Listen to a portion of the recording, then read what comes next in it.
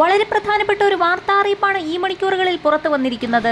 രോഗം പകർച്ചവ്യാധി പോലെ പടർന്നു പിടിക്കുന്ന സാഹചര്യത്തിൽ സർക്കാർ നിയന്ത്രണത്തിലുള്ള ആശുപത്രികളിൽ മാത്രം 20,000-ലധികം പുതിയ രോഗികൾ എത്തിയ സാഹചര്യത്തിലും കഴിഞ്ഞ 2 വർഷങ്ങളിൽ മാത്രമായി 20,042 പേർക്കോളം രോഗം സ്ഥിരീകരിക്കുകയും ചെയ്ത സാഹചര്യത്തിൽ സംസ്ഥാനത്തുടനീളം എല്ലാ ജില്ലകളിലും പൊതുജനങ്ങൾ ജാഗ്രത പാലിക്കണമെന്ന് മുന്നറിയിപ്പ് നൽകി. സർക്കാർ നിയന്ത്രണത്തിലുള്ള Thiruvananthapuram regional cancer centre, Kannur Malabar cancer centre എന്നിവിടങ്ങളിൽ ചികിത്സ തേടുന്ന രോഗികൾക്ക് പുറമെ സ്വകാര്യ ആശുപത്രികളിൽ കൂടി എത്തി ചികിത്സ തേടിയവരുടെ എണ്ണം കൂടിയാകുമ്പോൾ ഒരു വർഷത്തെ പുതിയ ക്യാൻസർ രോഗികൾ 1,00,000 കടക്കുന്നു എന്നുള്ള ഞെട്ടിക്കുന്ന അറിയിപ്പാണ് ഇപ്പോൾ പുറത്തു വന്നിരിക്കുന്നത്. 2022 മാത്രം 32,271 പേരാണ് ക്യാൻസർ ബാധിച്ച് മരണപ്പെട്ടതെന്നുള്ള റിപ്പോർട്ട് കൂടി ഇപ്പോൾ പുറത്തു വന്നിരിക്കുകയാണ്. 2020 മുതൽ 2023 വരെയുള്ള കാലയളവിനുള്ളിൽ ഏറ്റവും കൂടുതൽ ക്യാൻസർ രോഗബാധിതർ തിരുവനന്തപുരം ജില്ലയിലാണ് ഉള്ളതെന്ന് കണക്കുകൾ സൂചിപ്പിക്കുന്നു. 2024 വർഷത്തെ ക്യാൻസർ രോഗികളുടെ കൃത്യമായ കണക്കുകൾ ക്യാൻസർ ഇൻസ്റ്റിറ്റ്യൂട്ടുകൾ ക്രോഡീകരിക്കുകയാണ്. പുരുഷന്മാരിൽ തൊണ്ടയിലും വായിലും ക്യാൻസർ, വൻകുടൽ ക്യാൻസർ,